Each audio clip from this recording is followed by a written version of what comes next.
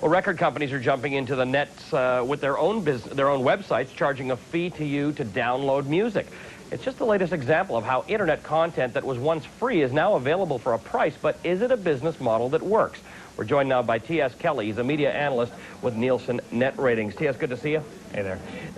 Let's talk about some of the record companies, because some of the music companies are the most successful with this, charging a small fee, and that may end up being the model that succeeds in terms of downloadable music. PressPlay.com, I guess, is the best example. Well, there's two companies out there, PressPlay.com and MusicNet. Both are, in a sense, a conglomeration of a handful of the major 5 record labels, 3 on one, 2 on the other. And they've got these pay sites, and they're now, in a sense, allowing people to burn music, which was the key, burning music for, since $17.95 a month.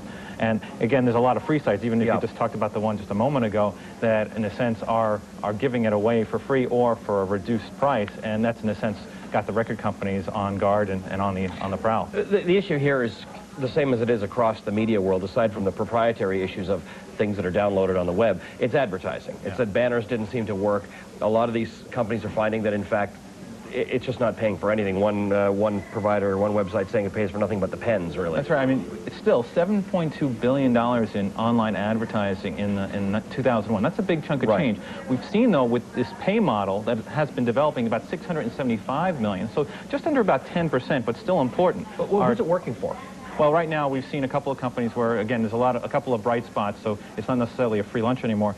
Wall Street Journal is a good example. Everybody, all the news sites want to be like the Wall Street Journal, paying for sites and paying for content. And they're attracting in the millions every month to their site. $29 a month, a year for print subscribers, a little bit more for those that don't buy the subscription in print. One of the things that used to be free and very popular was sending free greeting cards. That's right. And in many cases, that's pay. AmericanGreetings.com is a pay site.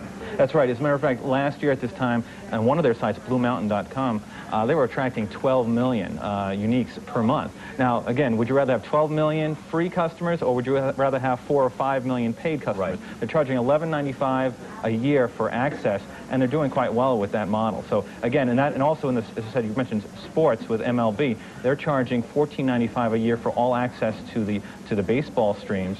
And again, they've got about 155,000 paid sites and paid customers, and attracting about 20,000 people a day to the games. That's more than some of the stadiums. Who's got the most maturity in this? Gambling, sports? Obviously, pornography they've been charging for sites for a long time. Yeah, I mean, that's like, you know, the quiet underbelly of the industry is that adult and gambling sites have been charging for several years now, but they've done a lot of things. Even the pop-up ads came from some of those types of companies, and we're seeing customers or consumers a little less conflicted about the idea of paying for content. So again, the free launch was yesterday. Today we see something that's a little bit different. What's convincing consumers to go to the pay model? What's the biggest trend that makes people think that it's okay to pay for things on the internet? Well, Salon's a good example. Would you rather have an ad light or ad-free environment to see it away from those pop-up ads, or would you rather have a free model? That's the battle going on. And even with the music sites, the experience is key with them. They've got the labels working together with some of the artists to get these experience sites where you can get tickets earlier. So would you rather just get a commodity from Kazaa and those types of sites, or would you rather get the quality from the labels? A lot of them are very specific sites, though, with a niche audience. We're looking at some of the broader sites like MSN charging for email, or the iMac situation. What was that called? .Mac.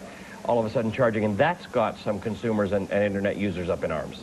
You know, again, we're coming down to where they tier it. We've seen it in the cable industry, basic and pay. You can get free email from many different providers, including MSN, but at a certain point they cut it off. 2 megabytes of storage, or if you want more, that's when you pay. The revenue model we've seen, again, it's $7.2 billion. We've seen it a bit flat over the last year or so. They're looking for other revenue options to stay in business, and one of them is to charge incremental fees to customers. And the evidence is that despite the protests, people will start to get used to these incremental fees and accept them. I mean, again, we see it in the numbers. There was a slight decline in some of these brands, but consumers are beginning to see the value. The scarcity rule, MLB is a good example of that, where they can't get it anywhere else. You can't get Yankee games if you have Cablevision right now. So there's a lot of opportunity out there to attract users to unique products. T.S. Kelly, thank you for joining us. T.S. Kelly is a media analyst with Nielsen Net Ratings.